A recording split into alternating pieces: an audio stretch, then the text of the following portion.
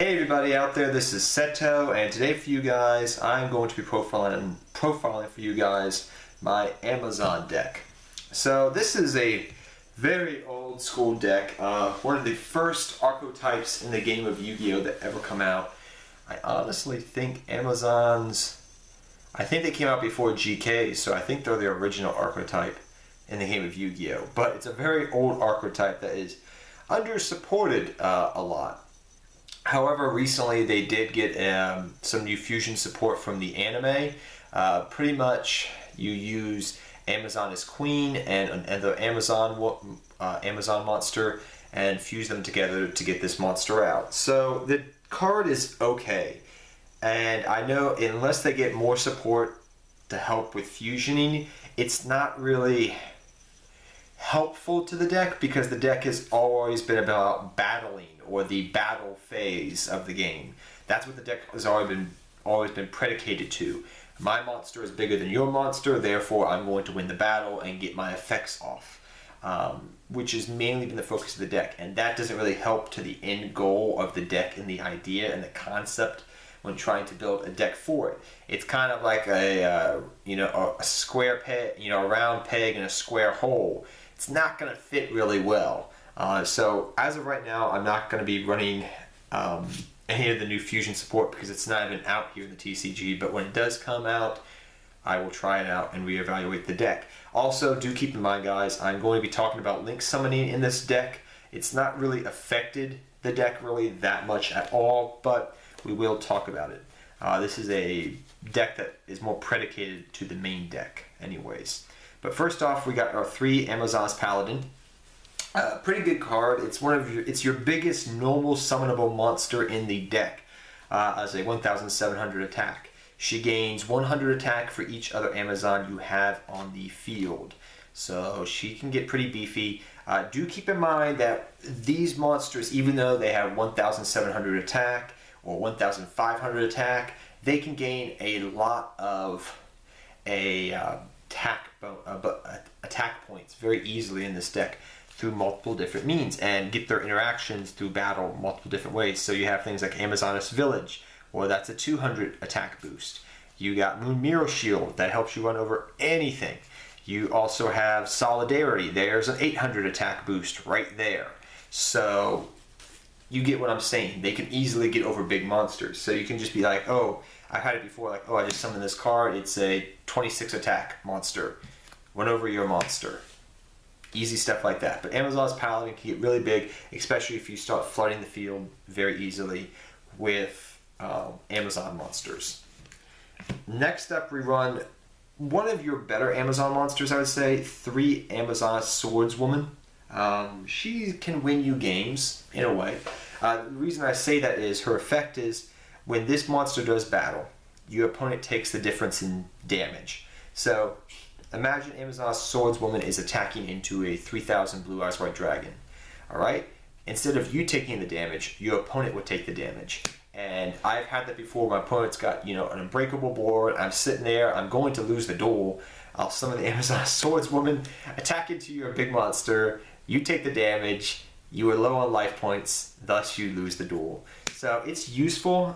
The reason we run 3 of these guys is because we run Ties of the Brethren, which I'll talk about a little bit later, how it really works very nicely in the deck. But we run 3 Amazon Swordswomen for that reason. She's one of the better Amazon monsters in the deck, or in the archetype. Next we run, I have to say, is probably the best Amazon monster, especially in this day and age, and that's 3 Amazoness Trainee. Now, Trainee does have low attack. That is a given. But equip her with a Moon Mirror Shield or a Solidarity or what have you, and then she gets big attacks, so she'll be like 2,000 something, like 2,400, 2,500, and just watch Amazoness Trainee put in work, and you'll be like, okay, I see why this card's good. So pretty much what she does is when she destroys a monster by battle and sends it to the graveyard, instead of going to the graveyard, it goes back to the deck. So I'll read you the card effects so you understand. Monsters destroyed by battle with this card are returned to the bottom of the owner's deck instead of going to the graveyard. So instead of going to the graveyard, so say you attack a Burning Abyss monster, instead of that Burning Abyss card going to the graveyard and getting its effect off, it goes back to the deck. So back when BA was very prevalent and I first built this deck again, because I redid this deck like back when Rota was at 3 of, but now I'm reinvesting in the deck because I'm just interested in the deck at the moment. This card was really powerful because you can run over BA monsters and they go and get their effects off. But pretty much they go back to the deck, and the kicker is if this card destroys an opponent's monster by battle, this card gains 200 attack. So if you have a solidarity attached to her, she'll be at what, 16, 17, 18, 19, 20, 21, 22, 23 attack. And say you destroy an opponent's monster, it goes back to the deck. Now she's going to gain 200 more attacks, so she'll be at 23, 24, 25 attack. So she'll just keep gaining attack points. And I've had her up to 3,000 attack because I keep whacking my opponent with Amazon's Trainee and they have nothing that can deal with it really. So she'll just keep getting bigger and bigger the longer she sticks around on the field, and it's hilarious. And pretty much these 3 right here are your main, I guess you could say, your main Ties of the Brethren target. We do run Amazon's Chain, which I'll talk about in a second here, but these are some of your most optimal Ties of the Brethren target right off the bat. Because Paladin, she'll gain the attack of the other Amazons on the field. Swordswoman, automatically if they attack it, they're going to take the damage. And Trainee can just help you get over things. So, very useful, especially if you have like a solidarity backed up with the Ties of the Brethren play. It can be very useful. So those are your Amazon's monsters. We also run 2 more Amazon's monsters, which are my 2 very, very old school cards of Amazon's Chainmaster. I got this for a sneak peek promo, I think, from Cybernetic Revolution. I think very, very old school card. Came out, I remember, like around GOAT format. I forget the exact date, but I think it came out like in the fall of 2005, I want to say, something like that. I could be wrong. But yeah, Amazon's Chainmaster is very interesting, and it helps you take advantage away from your opponent. So I'm going to read Amazon's Chainmaster so you understand what it does. So it's kind of like, I don't know exactly how to explain it. You pretty much rip a card out of your opponent's hand and steal it. When this monster is destroyed as a result of battle and sent to the graveyard, by paying 1,500 life points, look at your opponent's hand and select 1 monster card from it. Add that selected card to your hand, and you can use it in the duel. This is very old card text, by the way, so it may be updated a little bit. When this card is sent to the graveyard, it's sent to the owner's graveyard. So pretty much what I'm saying is, when this card's destroyed, okay, and is sent to the graveyard, you get to look at your opponent's hand, select a monster card they have in their hand, add that card to your hand, and when it's destroyed, it goes to your opponent's graveyard, or when you use it. The nice thing about it is you can just rip apart your opponent's hand. And there's some very nice key combo cards, like if you know an opponent's deck very well, you can be like, oh, okay, you attacked me. Well, I'm going to rip that card out of your hand now. So it can be very useful, and some people won't even attack it because they know when it's destroyed by battle, you get to rip a card out of their hand. So it's very useful, and it's another target for Ties of the Brethren, depending upon your situation. But it is a very useful card, and I do like it as a 2-of in the deck. It's very useful. But next up we have some support. We have 2 Warrior of the Wasteland. Now people will be asking me, and these are dual terminal by the way if you're wondering why they're shimmering, but people may be asking me, Seta, why are you running Warrior of the Wasteland? You know, it's only going to get its effect if it's, you know, destroyed by battle. Okay, that's fine. But, you know, I mean, yes, I can get another Amazon monster out, so if it's destroyed by battle, goes to the graveyard, I bring out an Amazon Swordswoman, something of that nature, you know. Why would you run this card? What's the purpose of this? Okay, well, first off, people don't expect to play against Amazons in 2017, really. And the main reason I really like this card is a 2-of. I was running it as a 1-of, and then I said, you know what, I want to run it as a 2-of because it makes this thing live. It makes Solidarity live right away.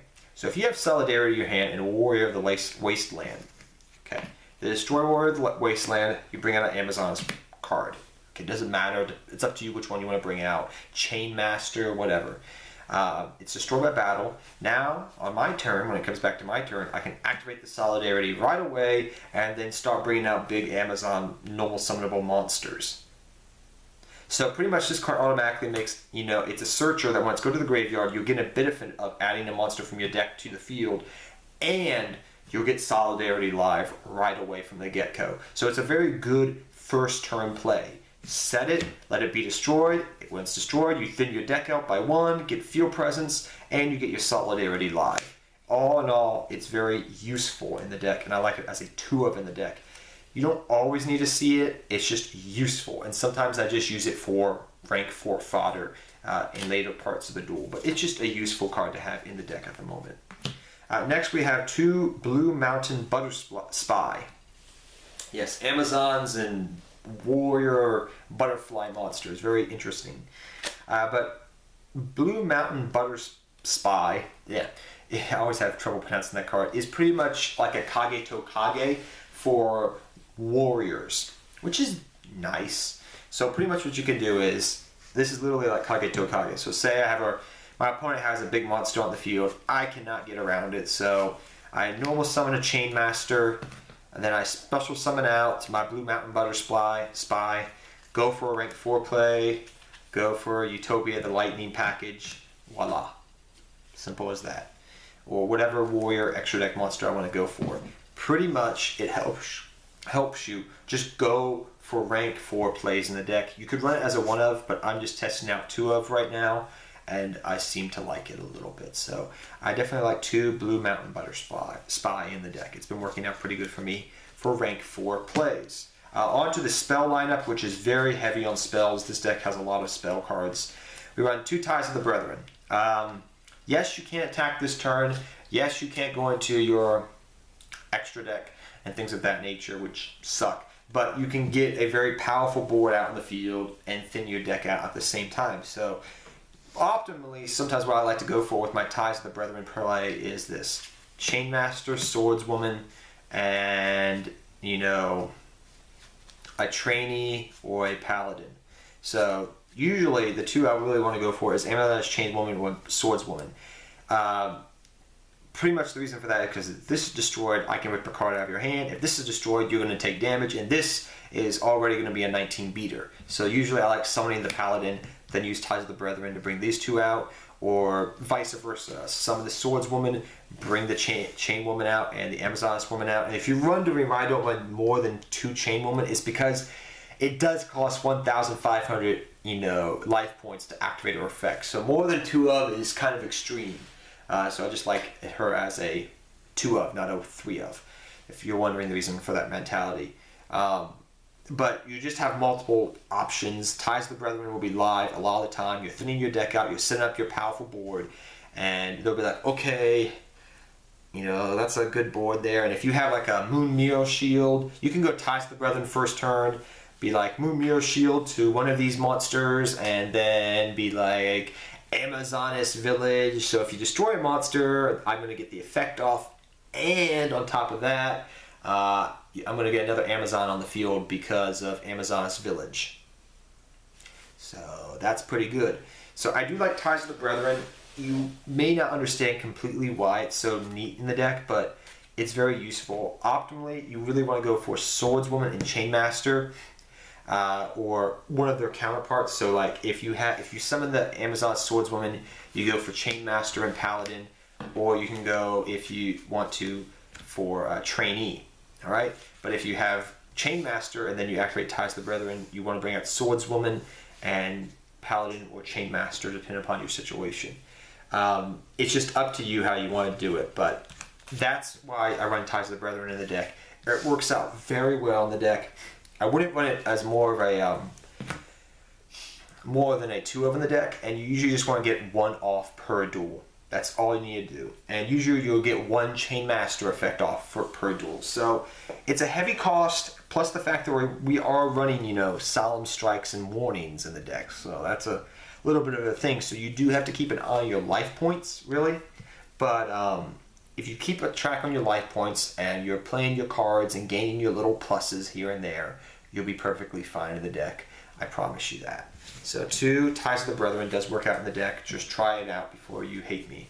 Then we run 1 Terraforming and 3 Amazoness Village. Because this card's very easy to get to, it's so integral to the deck, first off. Amazoness Village is very integral to the deck, really, and its longevity in playing in a duel. So that's why we even, with the 3 field spells, you run a terraforming, because it's that integral, and if they pop it through some means, you want to just get another one right away. So we run the 3 Amazoness Village. All Amazoness monsters gain 200 attack. Once per turn, when an Amazoness monster will be destroyed by battle or by card effect and sent to the graveyard, you can special summon 1 Amazoness monster from your deck whose level is equal to or greater. And you may be wondering why the heck I'm not running Amazoness Queen in the deck. That's because she really doesn't mix well with this deck. You have to use tribute fodder, and Amazons don't produce a lot of good tribute fodder. 2 Moon Meal Shield, it helps you get over bigger monsters that are bigger than you. Equip it to any one of your Amazoness monsters, it automatically is going to be able to get over the other monster. So it helps you get over problematic things, and you can keep re-adding it to your hand, which is very nice.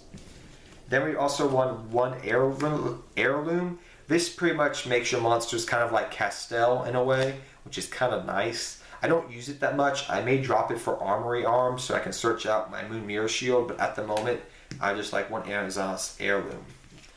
Next up, we have 2 MST, blow up back row, get around problem cards, whatever the case may be.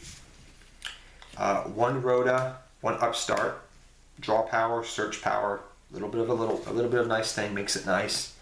You have 3 Solidarity. Remember, Solidarity does stack, so if you have multiple Solidarities on the field, you gain 800 plus 800 plus another 800 if you have 3 out in the field. It's very integral to the deck, helps you get big Amazoness monsters out in the field, which is very nice. Then we run Regeki. It's Regeki, clear the board, attack with your big Amazons. For your trap lineup now, 1 Queen's Paladin. It's something I'm trying out. I like it as a one-of because, especially against pendulum decks, it's not as good. But the card reads, activate when an Amazon monster you control destroys an opponent's monster by battle and sends it to the graveyard. Special summon 1 level 4 lower Amazon monster from your deck. So it can just help you gain more momentum if you start running over things. But it's a trap card, so it's a little bit slow. I do like it as a one-of. You could run it as a 2-of, but it's up to you to decide. Then for my trap lineup, I run 2 Stormy Mirror Force because right now I like Quaky Mirror Force in the deck, but when Link monsters come out, because they can't be put down in face-down defense position, I would probably go with regular Mirror Force or Storming Mirror Force, depending upon the situation, depending upon more practice when, Link monsters come out. So, yeah, right now I like 2 Storming Mirror Force instead of regular Mirror Force because some decks can, gain benefit off that. So I do like the 2 Storming Mirror Force at the moment. It's good with the Link format coming out. Then I run my Solemn Strike Brigade with your Solemn Warning. Simple as that. 3 Solemn Strikes and a Warning. Also run 1 Compulsory Evacuation Device. It's good against Links. It's good against Exceed monsters, Synchro monsters, whatever the case may be. Next up we have our extra deck, which is all Warriors because you're running Solidarity. Your Utopia package with S39 Utopia, very important to the deck. Your Gagaga Samurai, your Blade Armor Ninja, your Gagaga Cowboy. Just basic rank 4 warrior monsters. You can run more of them. I only have 9 here because, I just run all the basic ones that usually, these are the ones I go into the most, but you can run any rank 4s you want to. So I run Heroic Champion Gandiva, Heroic Champion Excalibur, and Stellar Knight Deteros, which sometimes you go into, but not a lot. But it's there if you want it. So I hope you guys all enjoyed this deck profile. I know I went very quickly at the end there because my video is about to die, but yeah, you pretty much Utopia package and any rank 4s you really need to is pretty much what you run, guys. The deck is very fun to play with. It's a solid, fun deck. Like I said with the Mirror Force, you can run regular Mirror Force or Stormy Mirror Force depending upon when Link format comes around, which one you would prefer. But I like Storming right now. But the deck is fun. It's very cheap to build for the most part. Your most expensive stuff is going to be the Solemn Brigade. And besides that, yeah, it's not much to say. It's a fun deck. I don't know, and people are going to ask me why I don't run Amazoness Queen. It's just not really useful in the deck. The deck can't put out consistent tribute fodder for Amazoness Queen, and it's an okay effect. And so I'd rather make them all beefy and just start running over things and getting effects than running Queen in the deck, which doesn't really work out with the deck that well. But that's just my thoughts. Like I said, we'll see how I approach the deck with the new fusion support in the future. But till next time, take care, have fun dueling, good luck dueling, and I'll see you guys next time. Hope you guys all enjoyed this Amazon deck.